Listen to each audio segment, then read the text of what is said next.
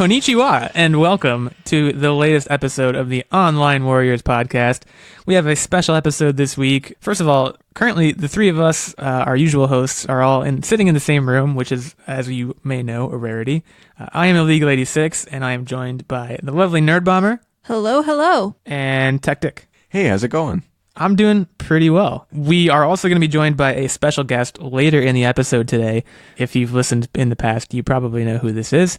I won't spoil it in the meantime. But we have some news topics, of course, today to talk to you about as well. We're going to be talking about the latest Tony Hawk news for those Pro Skater fans out there. And we're also going to be talking about Half-Life Alyx again, which we touched on last week, but has since gotten a full trailer reveal. First, though, we're going to start things off a little bit differently this week, and we are going to do the Fantasy Movie League housekeeping right off the top. And this week, our winner was Heck It's Tech, coming in at 75 million and a half, just about. Our good friend Ben Checkness, our Patreon producer, coming in at second place at just around 71 million. Secret Asian Man at 70, almost tied with Ben, actually, 70.5 million. Myself coming in fourth place is a banner week for me. I've been struggling a lot lately. Techtic coming in right behind me at fifth. Hey-o. That hey-o indeed. Justin AR Radio coming in at sixth with 66 million. Devin Reed also right around 66. Mecha Yoda at 66. Hipster Pop Geek also at 66. Oh, actually tied with Mecha Yoda. And Spitfire at number 10. And with that in mind, I want to swing it over to Nerdbomber, who, yikes, did not make the top 10 this week. Anything to say to the people out there? I don't know what happened. I thought Dr. Sleep would do better than it did. Obviously, I chose that many, many times, but I guess I was kind of banking on that Friday night showing of Frozen. For whatever reason, I thought it would roll into like the Thursday premiere. I don't know if there even was one. It was a Disney Kids movie, so I guess I kind of just assumed that there would be a Thursday premiere, and there wasn't, and it bit me in the butt. So it looks like, based on the perfect cineplex that Fantasy Movie League tells you, the Saturday Frozen was the one you wanted to pick. 21 Bridges, and then a bunch of showings of, I can't see the title of the movie. It's that spy movie with all the old folks, for lack of a better term. That was your perfect cineplex. So looking at the overall, I don't think a whole lot has changed. Hipster Pop Geek still with a very comfortable first place lead with 354 million. Heck It's Tech in second with 305. Justin AR Radio in third with just around 300.5 million. And I'm not going to go through the rest because that would take a bit of time. Needless to say, I am quite a bit down in the rankings. If you want to join in on the fun with us at Fantasy Movie League, you can head on over to fantasymovieleague.com and look up our private league, which is Online Warriors Podcast. The password to get into that league is podcast, all lowercase. We just crossed the halfway point of this season, which I believe ends December 29th. So there's still a lot of time to make up some ground, get in on the fun, get your feet wet, and then you can really hit the ground running with our next full season, which will start next year. So head on over there and check it out.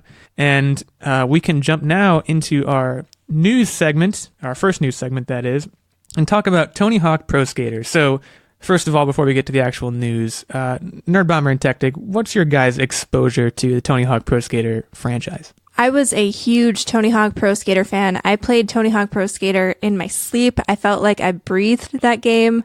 It was probably one of the first games that I got when I got a PlayStation 2 when I was a kid, and I played the heck out of it. It was one of the few games that I had that was multiplayer, so I played it with my brother and my sister. I played it by myself. The soundtrack, I actually bought the CD. And I played it all the time. I had a boombox in my bedroom, and I would rock out to the Tony Hawk Pro Skater soundtrack. I remember at one point there were like cheat codes and stuff, and I found the cheat code, and I liked being the Neversoft Eyeball. I don't know why, but I enjoyed being the Neversoft Eyeball, just skating around. I believe the trailer park was one of the maps. I think that was Tony Hawk Pro Skater 3. I had a huge amount of time sunk into Tony Hawk Pro Skater 3, and I think I could safely say that I was a pro. How about you, Techtic? I played Tony Hawk Underground, which was I think it was the first one that really had significant character customization, and I loved to make my character look like the Incredible Hulk. Green skin was like my jam with that, and by far just played the snot out of that series. So very, very excited to see this franchise rebooted, and I really, really hope that they do the Underground series. So Underground, that was the one where it was like a little bit more of a story. Like I know Pro Skater kind of had a story, but for the most part, Underground, like there was something about rival skater gangs or something like that, and you had to slap stickers or whatnot, right? It was a little bit of a story to kind of, believe it was to be in a movie, to make a skater movie. And that was kind of what the center of the first Underground game was about. So, I never played Underground. As Nerdbomber mentioned, I was big into Tony Hawk Pro Skater 3. You mentioned the soundtrack, which to me is definitely one of the high points. Yeah, and as you said, Techtic, not much of a story to any of the Pro Skaters before, I guess, Underground, as you're describing. But Pro Skater 3, I sunk a lot of hours into that game. Was never very good at it. But needless to say, it's also a game that I revisited semi-recently, probably a year or two ago, and it has definitely stood the test of time. With that said, Techtic, you also alluded to the actual piece of news today, which is that we have some rumors that Tony Hawk Pro Skater 1 and 2 reboots, and remasters, I should say, are apparently floating around at Activision right now, which is interesting for a number of reasons. One being that Tony Hawk and Activision, I guess, had kind of a falling out after the last Tony Hawk game came out, perhaps because it didn't do as well. I'm not really sure. It was a huge mess of a game. Like, it was very rough. I didn't actually play it, and I actually put off buying it. I was waiting for it to go on sale, but I got completely discouraged when I saw a lot of the reviews and like the Let's Plays and stuff. The game was a total mess. It was nothing like the original games and pretty much almost tarnished the franchise's name. Yeah, based on, I want to say I played a little bit of Project 8, which was another one that was one of the later Tony Hawk games that came out probably in the like 2012, 2013 area, if I had to guess. And it lost a lot of the arcadiness that I think the first three in particular really had going for it. And, you know, my first experience, as much as Pro Skater 3 was a huge part of my Tony Hawk experience, I think the first one I had was Tony Hawk Pro Skater, either 1 or 2, I honestly can't remember which one, for Game Boy. And honestly, it holds up on the Game Boy, which is pretty impressive. But I guess, you know, there's rumors going around of remasters, and there's also rumors going around of a fresh Tony Hawk game. So if there's one thing that you guys wanted to see in a new game, an entire standalone new experience, what would that be? Well, first off, my question is, back in the late 90s, early 2000s, skater boys were like trendy. Whether you skated or not, the style was all like the skater look, punk rock. I mean, he was a skater boy. He said "see you later, boy" was mainstream media, right? So do you think part of the reason why such a game would flop now is just that's not as hip as it once was? I think it flopped, at least the last Activision game flopped, because the controls were bad, the graphics were bad, and it really felt like it was something straight out of the late 90s, early 2000s. It kind of felt like they slapped some face paint on it and tried to deliver the same game. So basically what I would like to see now is just that same arcadey game with updated graphics and I guess just taking advantage of the new physics engines, the new power of the consoles. I don't really want the game formula to change that much because I think the arcadey style was what made it really fun. There were a few other games that I tried to play and my parents would buy them for me because I like Tony Hawk so much. And I think it was like Skate and it was a little bit more realistic and it just felt a little bit too heavy for me. Like it was still a fun game, but it didn't have that same appeal. Like I couldn't whip it out with my brothers and sisters. That sounded really bad, but I could, like, it just, gross.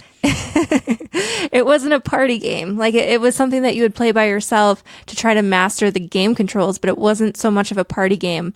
And I think Tony Hawk did a really good job of capturing that like fun. You can sit down on the couch and duke it out with your friends and like just have a really good fun time. Like the games were always humorous. So I'd like to see that today just with a little bit more effort than I saw in Tony Hawk Pro Skater 5. Well, and you know, there's one thing, like, of course, the main point of the game is like skating and like stringing together combos. And I remember like grinding was like super important and there was a skill level associated with it. But there was also like the funnest parts of Tony Hawk Pro Skater 3 to me were like the additional objectives, which were like, oh, you have to like grind on these switches to like make a thing happen, or like, oh, find the secret tape that has like the secret tricks on it, like get skate, you know, like get the letters in skate, like stuff like that really added a whole lot to the experience that I don't know if the later games had any of that. And I know, like, Skate, as you mentioned, which was more of a realistic skating simulator, certainly didn't have anything like that. And that was what made it fun. So I would hope that if they bring this franchise back,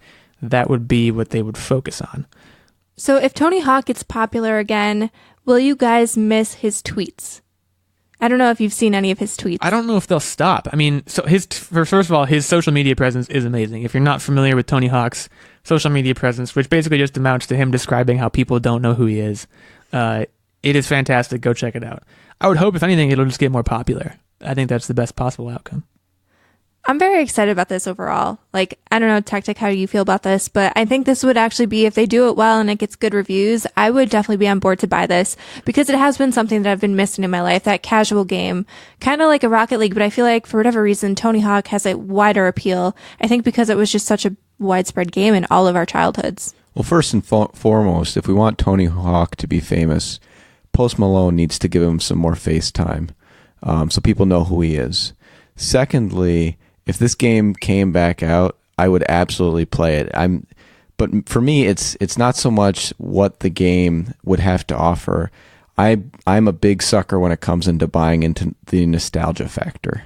So, kind of a question in closing. I agree about the nostalgia factor for what it's worth. Did either of you own a pair of Vans when you were kids? I mean, around the time of Tony Hawk Pro Skater 3, were you guys skater boys? I did not own Vans. I wanted to be a skater boy, but I just knew I couldn't pull it off. I was not a skater boy, but neither was I a skater girl. I tried, like, I had a skateboard at one point and I tried, but I just didn't have the coordination because I think I got into it at too old of an age. And I know that you can learn to do anything at whatever age, but I think it, like, you reach that certain age, I think it's like 13 or 14 or whatever, and you start to be conscious of the fact that, like, if you fall down, that could hurt. And so I was just a little bit too skittish to really learn how to do anything on my skateboard. So unfortunately, I was not a skater girl. I was still wearing my Vans when Nerdbomber met me. And in fact, you have worn my Vans before. So that was roughly 9 years ago. I was still rocking the Vans, the DCs, and all that cool stuff. Yeah, I got hoodwinked. He was a skater guy when I first met him, and now he's just a nerd, which is fine. But I got hoodwinked. So you heard it here first. If you hit 13 or 14, you'll never be able to learn anything new ever again. Pretty much. I for one, I was not a skater boy. I did own a skateboard. It had SpongeBob SquarePants on the back of it. Oh, that's hip. That should tell you where I was at skater boy wise. I was pretty much just a weird kid who liked SpongeBob and happened to own a skateboard for reasons unknown. I mean, I remember that a couple of friends and I, we all had skateboards, and we went through like a skateboarding phase where we would like try to like, we'd build ramps, but they weren't like, they weren't like vert ramps. We wouldn't even jump. We'd just like go up the ramp and come down and be like, man, that was gnarly. And like, that was pretty much our whole trick experience. So obviously, playing the Tony Hawk games kind of gave us a vicarious sense of like what it would actually be like to like catch wicked air and other skateboarding lingo. So we'll see what happens with the Tony Hawk reboot. And in the meantime, we are actually going to cut into our ad break a little bit on the early side today because we have an extended second half with our special guest. So let's kick it over to some of our friends. Hello, everyone, and thank you for listening to the Online Warriors podcast. My name is ChocolateBear80, and I'm here to tell you about Cross Atlantic Gaming. We are a gaming-centric podcast. You can check us out on iTunes, Spotify, and all your other fantastic podcast catchers. Check out our website at www.crossatlanticgaming.com. Now back to the show. Techtic, Nerdbomber, Illeagle, take it away. Welcome back. We are back after our ad break, and we are back once again with a very special guest, our wonderful Patreon producer, Mr. Ben Checkness. Ben, say hello to the folks at home. Hello, folks at home. Even if you're not at home, just pretend you're at home, and that Ben just or said in the hi. car. Yeah, at the gym. Or at the gym, yeah. You Starbucks. are joined by the smooth baritones of Ben Checkness. Yeah, there we go. Would you say you're a baritone, Ben? Do you know? Yeah, I would say that. You sound like you definitely either a baritone or a bass. Nice deep, rich kind of Barry White thing going on. So, Wow. should be much more Thank pleasant you so to listen much. to. You're so welcome. It should be much more pleasant to listen to than my squeaky voice. So we're gonna let him do a lot of the talking as we transition into our next piece of news, which is Half-Life Alyx. So we talked about Half-Life Alyx on last week's episode. Talked about kind of, by that point we didn't have any real footage. We were just essentially being told by Valve, like, hey, this is coming. It's going to be our first VR game of 3 major flagship VR games. And on Thursday of last week, they released the first trailer, which is about a minute and a half, but for that short runtime, it contains quite a bit of juicy footage. And I don't know how you guys felt, but I, for one, was pretty wowed. It looked pretty exciting. One of the things that really stood out to me was just how polished it looked. And this kind of goes back to our discussion that we had last week, that there's not many AAA like feature titles for VR. And this definitely seems like something that could drive VR sales, or at least be that major game that would draw people into VR, because we don't really have it. We have a lot of experiences, but having a game that was meant for VR, this is probably one of the first true AAA experiences. And if you stuck around to the end, you'll notice that if you own a Valve headset, the $700 VR headset, you get the game for free. So just a small purchase of $700 and you get the game for free. Well, I mean, it's $700, and then don't they give you like a bunch of games for free if you get the $700 headset? Yeah, it's to promote their system. Sure. I mean, I don't know if if the graphics we saw in the trailer were specific to a certain kind of system or something. I was floored by, I have a PSVR, so like I don't know, but I imagine it's kind of at the lower end of what VR graphics can be. So I for one was floored seeing some of these graphics pretty much throughout, honestly, and especially with Half-Life, my point of reference is Half-Life 2, which was like at this point it was like 20 years ago. So to see that same environment in a much more lifelike way, and also to be immersed in it, was really, really pleasing. So Ben, first of all, what is your Half-Life body of experience at this point? Have you played Half-Life 1, Half-Life 2? Are you a big fan? Are you not so much? Oh, yeah. Oh, okay, good. Yeah, I played them. I played them back in the day when Steam was just starting. So it's like, it was just an idea. They have their storefront. It wasn't like it is now, where it had all the features and it had all the games. It was mostly their products. And I didn't like it.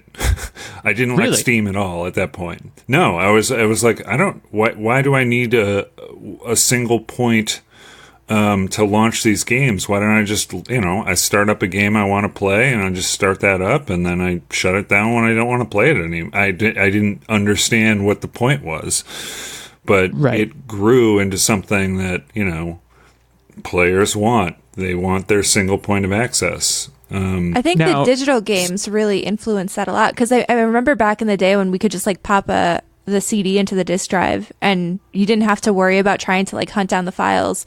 But I guess with digital games, you kind of need a library. But back in the day, it really didn't seem super useful. Yeah. Yeah, and that was the thing with me. It was like, I had my discs and that was it. I did buy one game from them at the time called Sin, which was a remake, and it was like an episodic game, and they were saying that they were going to make more of them, and they just never did. They put the first one out. I bought the first one. I thought, this is great. I like the story. I like where it's going, and then they just stopped.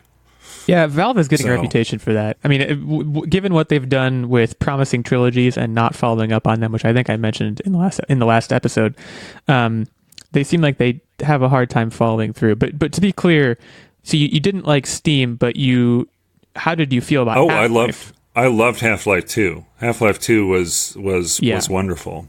I played it on my laptop. I played it all the way through. I had some trouble with the episodes after that, with the they had the following episodes after Half-Life, Half-Life 2, and those were good, but it was like I would go to the coffee shop and I'd play that and have fun, and it was a great immersive experience. I really enjoyed the whole game from top to bottom. So if you liked Half-Life 2, do you think what it's missing is a prequel? Because this Alyx storyline takes place between the timeline of Half-Life 1 and 2. Yeah, that's the thing. It's an interesting part where it picks up. There's this big.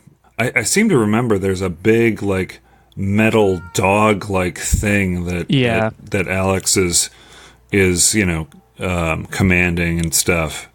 And I don't know if it's going to be like what happens leading up to that part, or how what's going to be the content. I'm really interested in the story. However, I don't think I'm built for playing hours and hours and hours of a VR game consecutively. So I don't think I could do that. That was kind of my next question. So, we talked a little bit about this last time about how we get VR fatigue. So do you have a VR setup? And if you do, what's your experience? If you don't, it sounds like you're saying you don't think you would have the kind of endurance to really burn through a game like Half-Life that has this very story-driven, immersive kind of idea behind it. Well, I would love it, but I just don't think that I would physically be able to handle it. I mean, that's the thing. I've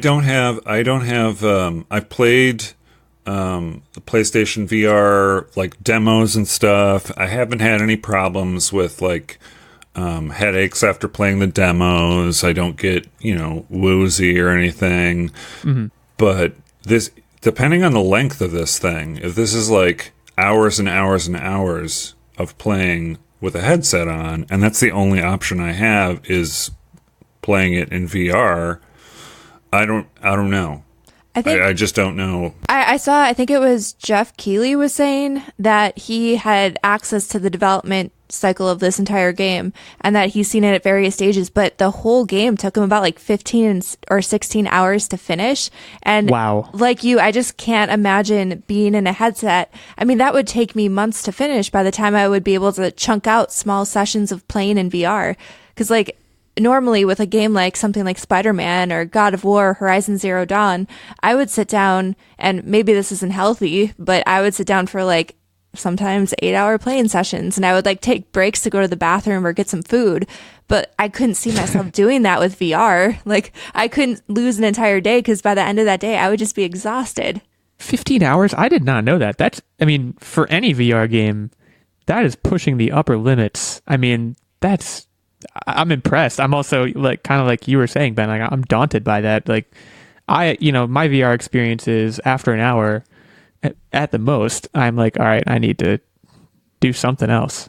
But I'd be interested. I do want to talk a little bit about the fact that Alyx Vance is the protagonist in this game, because I know, and you don't have to say what the spoilers are or anything, but I know that in episode 1 and episode 2, her background is discussed a lot more. And I never played episode 1 or 2, so I don't really know a whole lot about her. I don't know how pivotal she winds up becoming, but obviously it seems like a lot of this is going to focus around her. Do you think that's a good decision, as opposed to having, somehow having Gordon Freeman back? I don't even know if that would fit within the timeline that they have, but how do you feel about that choice generally?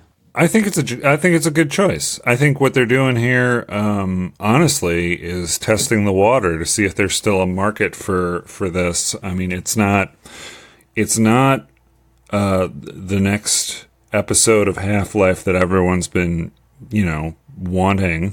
Right. Everyone. Yeah. I say everyone who's a fan of the series wants. But I think this is. I like where they're going with this. I like the idea that they're trying something, or they've been developing this something new that's going to be hopefully groundbreaking and just redefine games as far as VR games. I mean, this is I think this is one of the first major design from the ground up for VR games that's a big title, major name. Yeah. Yeah. So, I mean, now, am I going to play it? I really can't say. Yeah. So go ahead. So knowing how limited the VR market is, do you think this is actually a move to get people hyped up about Half-Life again and maybe prepare the fan base for the next installment? Well, I mean, I think it does kind of, like Ben said, test the waters, see what kind of interest there is in Half-Life, which, I mean, they'd kind of have to be a little bit blind with their head in the sand if they didn't realize that everyone wants Half-Life 2. But I guess it also allows them to test different things, like different storytelling tools and stuff that they might not be able to do in Half-Life 3 without the pressure of knowing this is Half-Life 3. This is what everyone has been waiting for almost 20 years. So I think this lets them like dip back into the franchise slowly, test the player base, make sure that they're in the right direction. So when Half-Life 3 eventually does come out, like they'll have some of that testing behind them. Yeah. I mean, I think so. When I watched this trailer, the main thing that jumps out at me, besides the graphical flawlessness, honestly, is amazing. It was amazing. But the gameplay too looks like they're really going to make the most of the fact that it's a VR game. I mean, it looks like they have some kind of mini game puzzle sort of circuit stuff, and they have a lot of great looking gunplay. I'm curious to see how the movement's going to work, because that, I think, is always one of the bigger struggles behind getting VR gameplay that's convincing and yet also doesn't disorient you.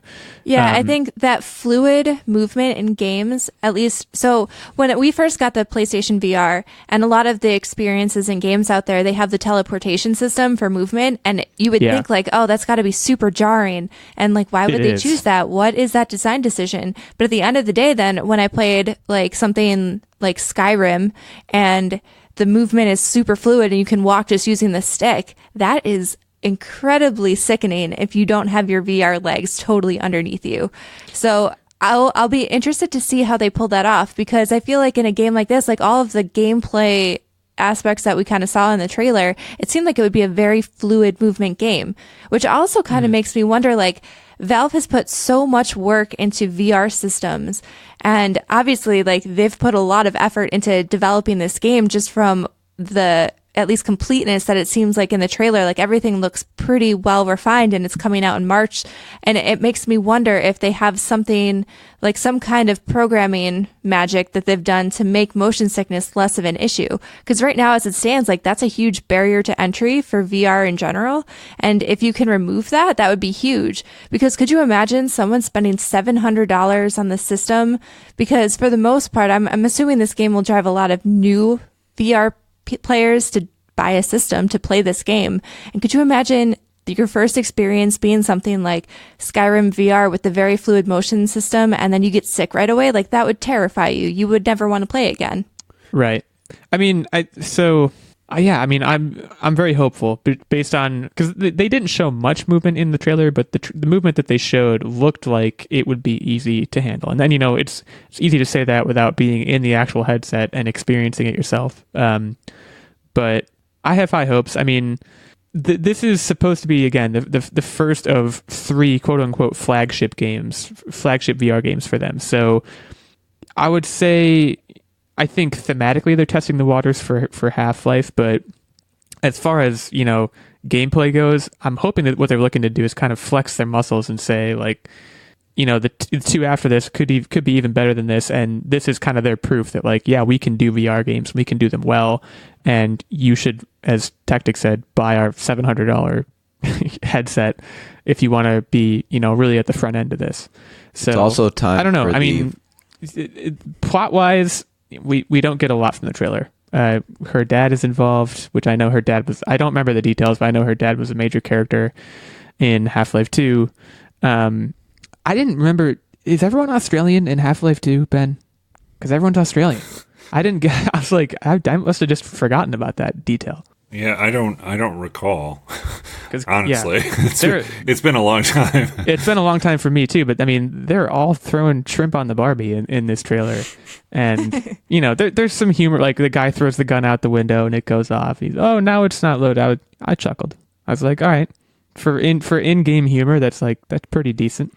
I love me a zany old man.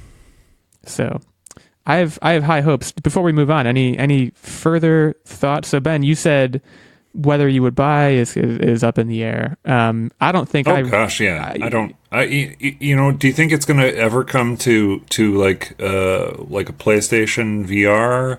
Well, like that's maybe my the thing. Next generation, or that's like. I could see it maybe on a future system, but I think right now, just knowing the library of PlayStation VR games currently, I think we're really limited by the processing power. I mean, even the PlayStation 4 Pro, there's still, it kind of hiccups a little bit. I don't personally have the Pro, but I've watched enough streaming and gameplay videos to know that like every now and then that'll still hiccup, and the graphical fidelity just isn't the same as like a $2,000, $3,000 gaming rig running these games. So I think they might be wary to put it on PlayStation, at least this generation, just because it might not show the game the way that they want it to. But I'm assuming as the consoles get more developed, like, why wouldn't they? That's just another player base that they could tap into. So it could be a PS5 thing, is what you're saying. And yeah, I mean, I do find myself a little bit jealous that I'm not going to go out and buy a VR rig for this. I have a PSVR that kind of quenches my VR thirst enough, and it sounds like this isn't coming to PSVR anytime soon for the reasons that you mentioned. So I do find myself a little bit jealous, but also willing to wait until it can be the best that it can be. And by the time PS5 rolls out, we could also be seeing. I think I heard the other day that they initially were going to try a Portal game for VR, which to me that game would make itself. But I guess they ran into difficulties or something. Maybe we'll see that in the future. That would be the AAA title of Valve's that I would have expected to see. But I don't know. To be seen, I guess. The problem was there was no cake. The cake was a lie. The cake didn't work. Is always a lie. So yeah, Half-Life Alyx comes out. Is slated to come out March 2020. I don't think we have an exact date. I think it just said March 2020. If there is an exact date, I don't know. Look it up. You all have the internet. My parting words to this whole thing is I'm not full blown on getting a VR setup for the PC, probably until I see what the other top tier games that they're going to be releasing for VR is. I need that bigger library to really justify the investment. That's reasonable. You're saying the other two Valve games or just PC VR games in general? I guess both are applicable, right? Yeah. There's not many top tier VR games that justify it right now. And hopefully this kind of progression continues. Yeah, I think for right now, especially there's quite a bit of at least as far as I know it, there's quite a bit of overlap between PC VR and PS VR. So you're not really missing out on too much by having one and not the other. So we'll see if that changes down the road, or even if the overlap gets gets more overlappy as consoles start becoming more high powered. But yeah, Half-Life Alyx, get hyped, Valve fanboys. So now we are going to transition into one of our favorite times of the week. It's the What Are You Up To Wednesday part of our show. And of course, we are going to start today with our special guest who is going to be talking to us about one of his recent video gaming haunts, as I understand. Yes. I recently started playing Jedi Fallen Order on my PlayStation 4. It was kind of an impulse buy based on a lot of positive reviews that I was seeing, and I'm really excited to talk about it. Yeah, so answer your questions. Well, so I've seen a lot of great, like it sounds like you saw a lot of great press about this game. I've heard comparisons to Metroid, which frankly gets me really excited. I've heard that it's very exploration focused, which you don't often see in Star Wars games, and I've also heard that it's one of the better Star Wars games in the past few years. So I'm very interested. This is obviously also a very high profile recent release. So what's your playtime at right now, and how has your experience been so far? Because I heard the ramp up is a little bit slow, but once it hits its pace, it starts to get really, really satisfying. Yeah, that's I'm at about the part probably about halfway through the game. I would say I'm maybe about 10 hours in total. I am playing it. I started playing it at the Grandmaster level, which is like if you want to play it like you'd play any of the Souls games, that's the way you play it. And I got so frustrated early on. It's like, I don't want every single fight to be a boss fight. I don't want that. That's not why I play video games, right? Right. But I understand that people do like that. Well, I've heard that comparison too in some of the reviews that I've seen, that is that some of the mechanics are Dark Souls-y. Like there are certain things that, like I think the death mechanic is in particular the thing that most emulates Dark Souls. But I have never played Dark Souls. I just know that it's really, really impossibly hard, which is what you seem to be describing. Yeah. Well, that's and you said it that way. What they recommend, the default is basically Jedi Knight, which does have some Dark Souls-y kind of, you've got to be very tactical in the way that you basically go face to face with different enemies and animals and stuff. But I'm playing it on just the story mode. Just basically, to me, this is the way I wanted to play it. I tried it, the Grandmaster.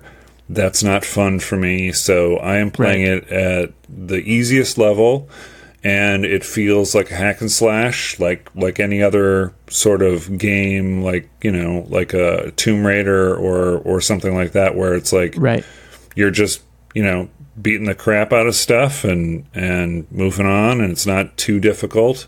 But I'm enjoying playing it that way, and I'm glad I'm glad that they're giving people the option, right? Right. It's not like you have to play it this way, which is one of the big turnoffs for me in Dark Souls. It's just like I play games that I like doing the hack and slash. I like a boss fight every once in a while, but not every single thing has to be a boss fight. You like having fun, is what it sounds like. Which I'm pretty much in the same boat as you. Yeah. But another thing that I've heard a lot about is the lightsaber combat and also the lightsaber customization. So, what's your lightsaber now? Can you have dual sabers? Can you have? I know you can change the color. Can you change the hilt? Like, is there a whole lot of customization there? I've heard some great things about it. Yes, there is. One of the things I did when I went into the easy mode was you have an option early on to go where they want you to go, which is the next planet, or you can go to Dathomir, which is where Darth Maul is from or something. Okay. I don't know. Sure. And I don't really know the lore of Darth Maul, but anyway, you can go there, and there you can find it's difficult, especially if you're going to be playing it on a harder mode.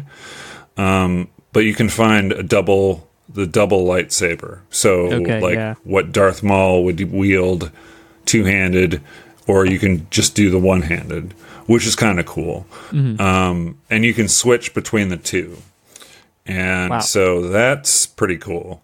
The combat, for the most part, as far as the lightsaber combat, is very smooth. As you progress in the game, you can unlock different moves to do with the lightsaber and different things to do. But it's pretty amazing, and the customization is pretty awesome too. So, what color lightsaber did you pick? Let me just orange, because I got the pre-order, so I did the orange. Oh, right on. So I'm really big into the stories of games lately. How would you rank the story of this game? Like, I guess it's a twofold question. Like, how do you rank it in comparison to like the Star Wars world in general? And how would you compare it to a game like, say, God of War or Spider-Man in terms of the story content? Okay, so it's trying to it seems like it's staying really true with the Star Wars universe. It does have characters from other movies. You're going to recognize some of the enemies from different parts of Star Wars. It does a very good job of, it seems, sticking to the canon of the story. Oh, that's pretty cool. Yeah, and it's basically a new story that at first I was kind of hung up on some of the buggy sort of things about it. This game came out very, very quickly. Yeah, they were pushing it to the wire. I was going to get to this because I know this is something that I've heard, and is that in spite of all of its really great aspects, it almost seems like certain parts of it weren't even done. It was not polished, and some of the things that are happening with enemies, that sometimes they'll appear above you early on, right? And things like that, they'll be popping in and out. It's the textures and the map and things like that. It's not horrible. It's manageable as far as if you can tolerate those things. The story seems to be going in a direction where it's going to be satisfying conclusion. Now, is it going to be the level of a Spider-Man or like a God of War? I don't think it reaches that. But if you love Star Wars, you're going to like the story of this game. I think it doesn't have to. Is probably they may have even had that conscious thought.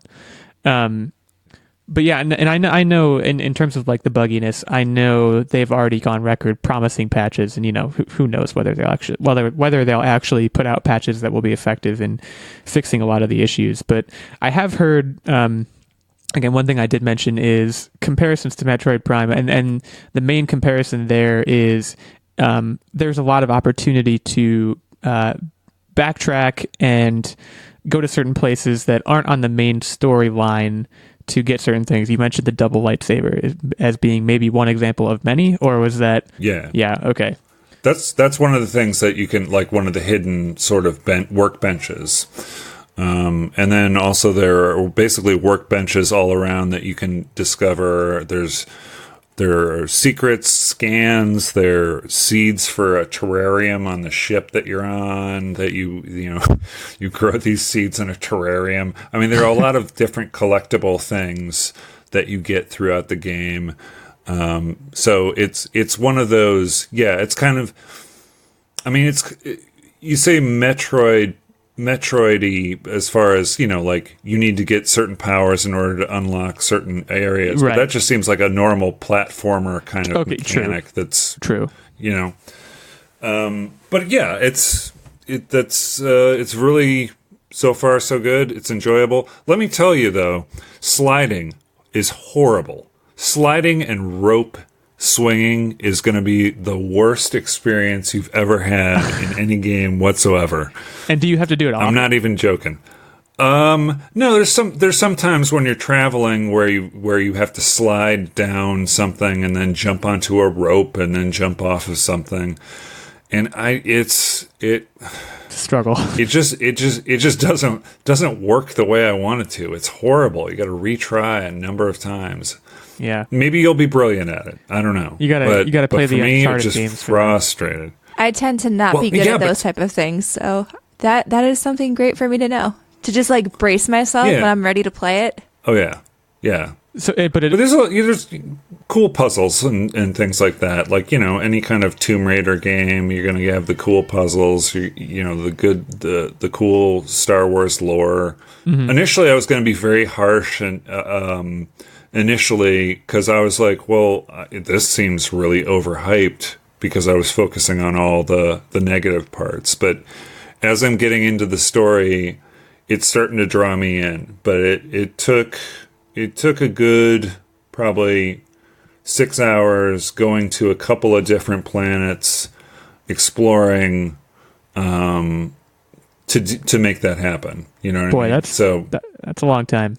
It almost makes me wonder if some of the technical issues were because they rushed to get it out on time for like the Disney Plus launch. Because if you think about all of the new hype generated by The Mandalorian, like you have to wonder if the concurrent launch dates were coincidence or not. Well, and also to I'm get sure in that front had of something to do with it. It's that, and to get in front of Black Friday and really the real heat of the holiday shopping season. Money, both things are money related, but it's good to hear that, you know, in spite of a delayed fuse, it seems like it's taking off for you. Oh yeah, it's a lot of fun. It's a lot of fun. It's really enjoyable. I like the story. It does feel, in places, like, you know, like a God of War. Okay. Although I preferred God of War as far as it, but it's like that kind of game where you know, it's just.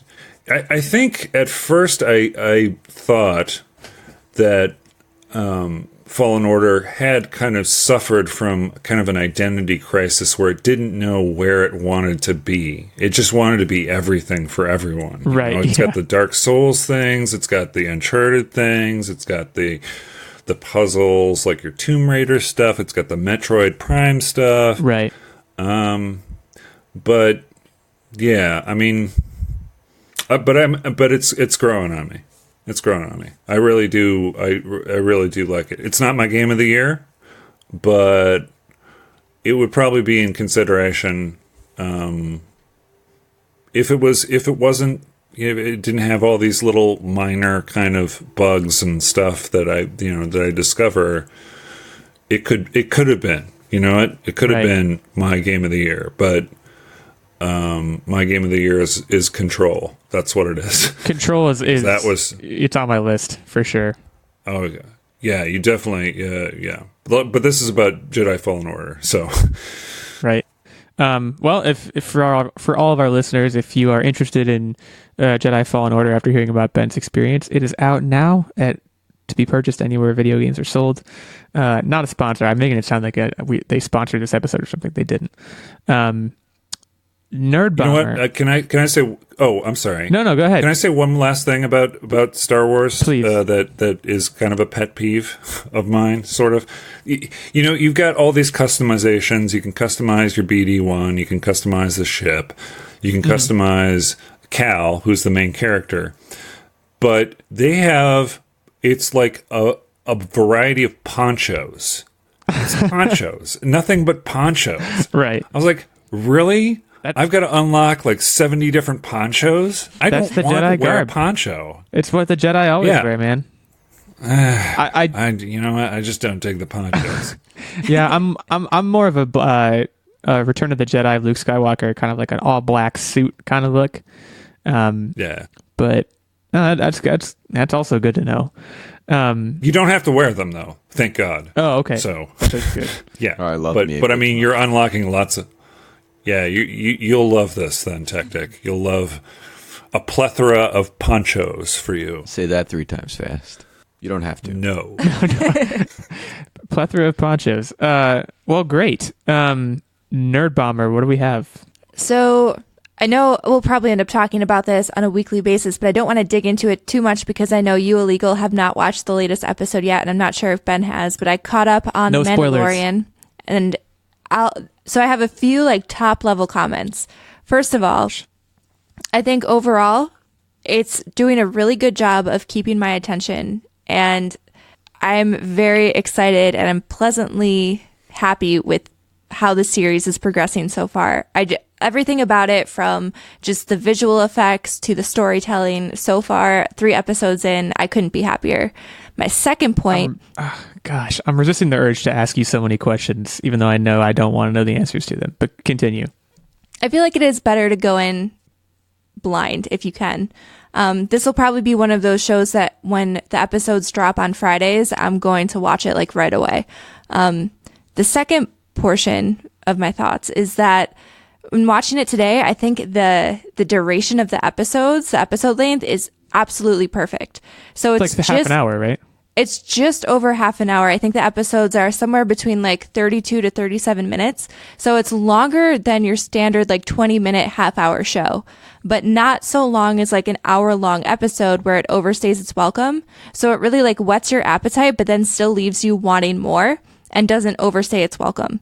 And I think that's something that's really important, especially as Disney is exploring this new format of their weekly shows. And especially something with this much production value, you want to make sure that it doesn't get tired, like episodes don't feel overly long, but I don't think that you could get the story across in 20-minute episodes. So in terms of the episode length, I think so far it's been spot on. And there are so many other comments that I'm trying to refrain from saying just because I really enjoyed this third episode. And it's probably one of the better episodes in a series that I've watched in a very long time, in my personal opinion. So better than 1 and 2? I think so. For me, at least. It might not be a popular opinion, but for me, at least, this was like the episode that sold me into the series. Like, I enjoyed the first 2, but this is the episode that locked me in as a viewer every single week moving forward. Yeah, if you haven't seen it, really do check it out. I basically have 2 non-spoilery comments that I have to say. One, the Mandalorians I guess you would call them a race. What would you call them? I think a race. Nomadic tribe? Yeah. At one point, he refers to it as a religion, too. I think in episode 2, he says, weapons are my religion, which is like the whole Mandalorian shtick is like they're these very militaristic people. But yeah, I just they're basically a roaming tribe of people. They're badass. I like to relate them to like an Assassin's Creed lineage type deal. Mm-hmm. They're just awesome. So that's my first comment. And my second comment is Yoda kebabs look delicious. Oh, gosh. Am I kidding? Am I serious? I'll never tell. I agree that what you said earlier, Nerdbomber, that the episode lengths are excellent. I had that thought. I think after episode 2, I was like, that was just the perfect. It hits right in a sweet spot, like you said. It's right in between too short and too long, and it's right where it needs to be. So I'm really looking for. I might watch that after this. Honestly, I don't know. But I'm very excited for it. Ben, have you been watching The Mandalorian? No, I have not. Oh man, no, because I don't have the channel. So. Oh right. Well, if you ever get Disney Plus, you'll be in the fantastic position to binge a lot of it at once. So. I've heard some things about this episode, the third episode though. Nerdbomber, how did you like the Ewok knife fight? Oh gosh. I'm just kidding. That's made up. I had a feeling that was fake. With that said, I would like to see that. Oh yeah, wouldn't that be the cutest knife fight ever? That would be so great. Adorable. Everyone would win. Both combatants and the viewers would win. It'd be officiated by BD1. Yeah. Yes.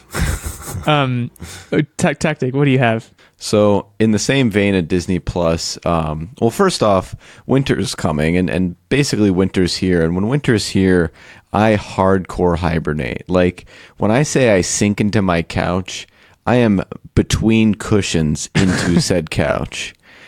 And so, as such, I've decided to delve into all of that that Disney Plus has to offer, including some of the shows and that from my childhood. And one show in particular that hit a vein was Spider-Man Unlimited. It was the Saturday morning cartoon. It came out in 1999 to kind of date myself a little bit.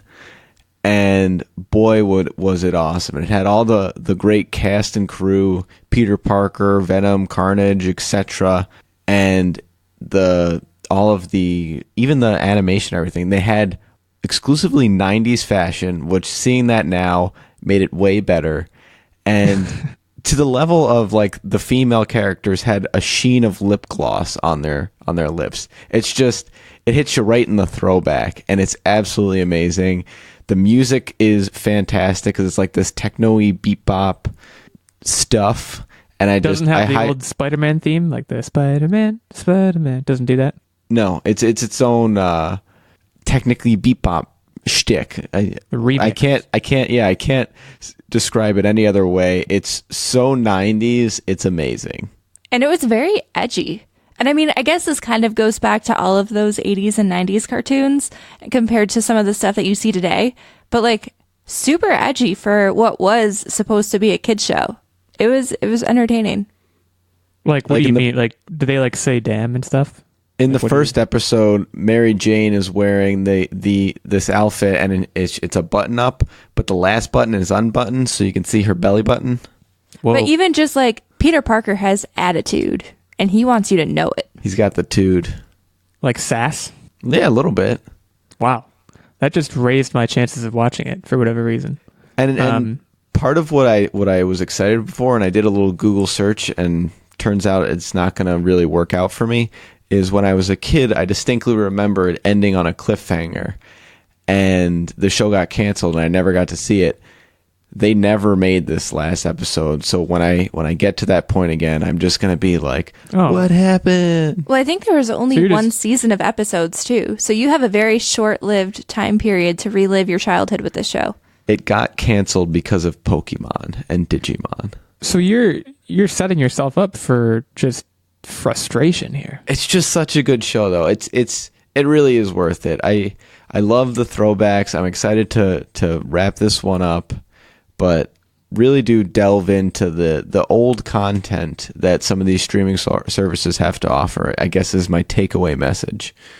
So I have been also delving into old Disney Plus content. And we've been talking about Star Wars a lot today. That's about to continue. My girlfriend had not seen episode 4, episode 5, and episode 6. She started with episode 1, guys. She started with The Phantom Menace.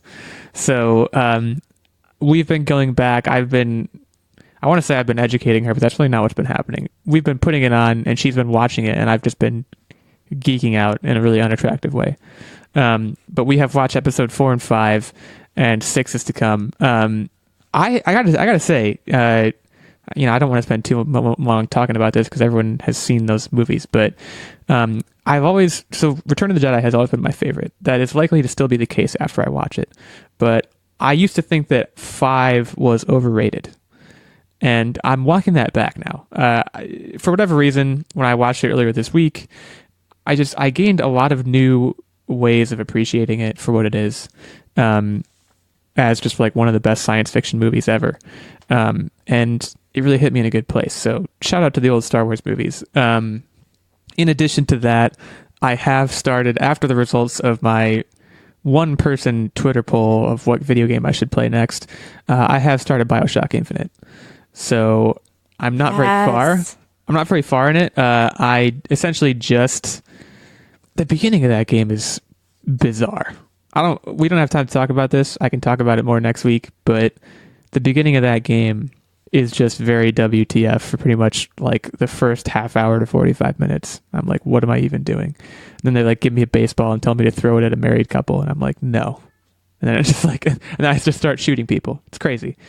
Kind of spoilery, but that's like the first 20 minutes of the game. In any case, Bioshock Infinite, I'll be talking about that more in the weeks to come, I'm sure, because I've been told it's a long game. So, let's get quizzed. What do you guys say? Let's get Ben in on this action. And Nerdbomber, I believe you are hosting this week. Yes, I am. Okay, so we have a really fun topic for you guys today. This is kind of inspired by the fact that Pokemon Sword and Shield just came out, but also the fact that there is a gigantic library of Pokemon moves in the games. So I figured, what better way to quiz you guys than doing another lie detector with Pokemon moves? So I figured what we'll do is kind of do like a round robin. I'll read each move out, and then we'll start with Techtic, then go Illeagle, and then Ben, and then the next round, then Illeagle would go first, then Ben, and then so on and so forth. Right. And I will tell you guys if you get it right after each move. So here we go. I'll start with the first one. I just want to hedge really quick. I've never played a Pokemon game. I've never played the trading card game except for like twice with my brother when I was a kid. I'm going to be terrible at this. Okay. I would say, so I dug pretty deep into some of these move lists, and unless you like religiously played the Pokemon games, which I know Techtic has played them a lot, but not like the very best. Like he doesn't eat, breathe, and sleep Pokemon moves. So I think you guys should be on a fairly level playing field based on the moves that I chose here. He sleeps Pokemon moves. Let's do it. Okay. So the first one is tongue flick. That's fake. No, No, are you that's kidding me? real. That's real. That's real. real. That's That's real. definitely real. Yeah, that's real. That's definitely real. Lick Okay. a tongue has that. I fooled you guys all because that is not a real move. I should have stuck with my gut. So Get I did outta base here. that off of lick a tongue because like I knew you guys would probably think, hey, that has to be one. But no, I made that one up. Hang on, I'm Googling it because I don't believe you, even though I'm sure you Googled it to make sure it's not real. I should have It's, trust my gut. it's not real. Yeah, there You're are right. other It's tongue-based moves, but that is not one of them. That is Yeah, that's A weird quote to say, but I don't think I'll ever hear that ever again in a normal conversation. only we don't in have normal Pokemon. conversation. We don't have normal conversations here. All right, so we all suck so far. One question in. Zero, right, zero, so- zero. My next one is gear grind. Okay, That's I go real. first this time. Oh, wow. I'm supposed to All go right. first. I was supposed to go first, man. You took my first away from me. I'll use the information that you gave me. I don't trust you. It's fake. All right, what do you got, Ben? I'm gonna say real. All right, so Ben and Techtic are both right. It is a steel type move. So This is sorry, as Illeagle. expected. No, this is the expected result so far. I knew I was going to be losing at some point. It might as well be on question 2. All right, so my third move for you guys is steady wind. Okay, I think, Ben, you're up first this time. I think it's my turn. I'm gonna say real. I'm going to say real as well. I'm going fake again. I got to make up some ground. All right, Illeagle finally got a point. Yes! I made that Yes! one up too. I put a lot of thought into these to try to get ones that sounded like they could possibly be real. So keeping you on your toes. A steady wind it wouldn't be a good move. It's not going to hurt you. It's just a nice breeze, like just caressing your cheek. It's not going to Also, hurt. if you want to know the real inspiration for this, my dog farted. So Wow. yeah. That's a weapon. That's an attack. But I don't get that from the term steady wind. Well, it was more like a can we gentle, unpack a that gentle little fart. bit at some point? Well, was it a steady wind coming out of your dog's butthole? Yeah, I think Technic's right. We need to unpack this a little bit. She was right in the airstream and going, that's nice. You heard it and you thought, man, that is one steady wind. It went on for a while. What can I say? How long is a while? Ballpark it. I mean, If I it's more guess than a when- second, you guys got some stuff to work out over there. it was like more than your typical dog toot. It was like a decently drawn out steady wind. You should call the vet. Say we got a steady wind situation. All right. Are we seriously talking about dog flatulence right now? Yes, Yeah. we are. just another day. That at is the not a office. Pokemon move. Dog flatulence. All right, so we'll move on. The next move is Technoblast. Tactic. You're up first. That's real. Technoblast. I'm gonna agree. I think this one sounds real. I'm gonna say fake. All right, so this one is a real one. So Illeagle and Techtic. I think What's it's that used point? by the that bear thing with speakers on its ears. I'm It is drawing a normal blank. type move, so I believe you might be right. Drawing a blank on his name. There's a Pokemon that's a bear with speakers on its ears. Heck yeah. I've been out of the game too long, guys. It was like one of the main Pokemon in the Detective Pikachu movie. Didn't It was see in a bunch of ads and stuff for it too. Must not have seen the ads. Anyways, I got it right, so I'm good. So we have a two-way tie in first, and then Ben with 1 point, only 1 point behind. The next one is Parabolic Charge. This one Illegal. this one's real. Okay, Ben, how about you? Real. Tactic? Fake. All right, so our Pokemon Master is not so much of a master right now. It is a real move. So Illeagle and Ben She couldn't make got a that up, point. man.